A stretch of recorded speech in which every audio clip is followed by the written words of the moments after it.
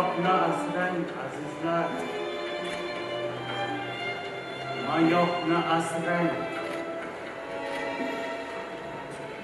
Uning ziyosi yo'lchi yulduz demakdir. Agarda til va adabiyotimizni muhofaza qilmay, anga ajnabiy va lug'at so'zlarini qo'sha bersak, bir oz zamonda o'z milliyatimizni yo'qotamiz. Milliyatimizni yo'qotganda diyonatimiz o'z ila yo'q bo'ladi.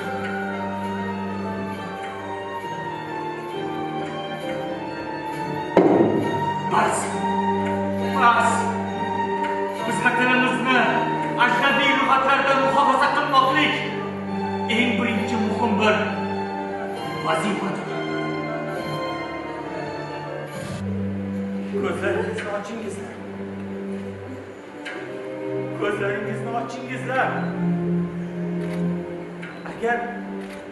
Agar inson ilm nuri bilan o'z yo'lini yoritmasa, ibratlik bo'lmasa, yovuzlik va nodonlik ko'chasida qolur. Yovuz va nodonlik ko'chasida qolur. Zarur bo'lsa, bu yo'lda teatrdan foydalaning. Teatr bu ibratxonadir. Teatr vasxonadir. Teatr ta'zir adabidir. Teatr oynadirki, sahnalarida qo'yadirgan asarlar, fojia, kulgu, drama ko'rinishlarda bir voqea va hodisani tasvir etib, xaloyiqqa ko'rsatadi. Bu voqeadagi yomonlik va yaxshilikning paydo bo'lgani va sababini har kim ko'rib, anglab, ibrat olib va yomonlikdan qochib, yaxshilik sari harakat qilmoqqa teatrda ko'rsatilgan voqealar sabab bo'ldi. Kishilar qalbining nuri ilm va ma'rifat bilan baquvvat bo'ladi. Insoniyatning qadri esa ilm bilan hosil qilinadi. Ilmdan hech kim zarar ko'rmaydi. Ilm ziyo, ilm bu kelajak. Axir ilm o'rganish har bir musulmon uchun farz emasmi? Axir Qur'oni Karim berilib, payg'ambarimizga ilk iqro, ya'ni o'qing degan vahiy tushmaganmi? Turkistonning hayoti, Turkistonning najoti yolg'iz ma'rufga, ma'rufning taraqqisi esa butun xalqning nashr ma'ruf uyushmalari atrofiga to'planmog'iga bog'liqdir. Shundagina biz madaniy millatlar qatoriga kira olamiz. Shundagina biz madaniyat dunyosida o'z huquqimizga ega bo'lamiz. Buning uchun bizga shijoatli yoshlar va ularni qo'llab turguvchi siz kabi homiylar kerak. Biling,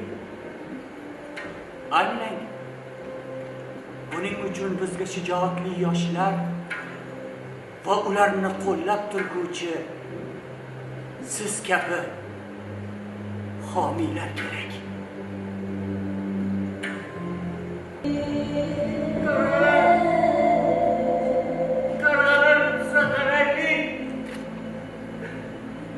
Marg'ilonning yo'liga qarqalar saharaylik. Marg'ilonning yo'liga qancha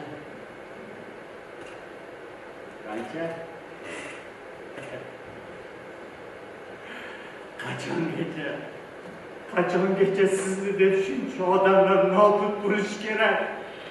Qachongacha? Biz-ku mayli, lekin mayoqni asrang azizlar. Mayoqni asrang. Uning ziyosi yo'lchi yulduz demakdir.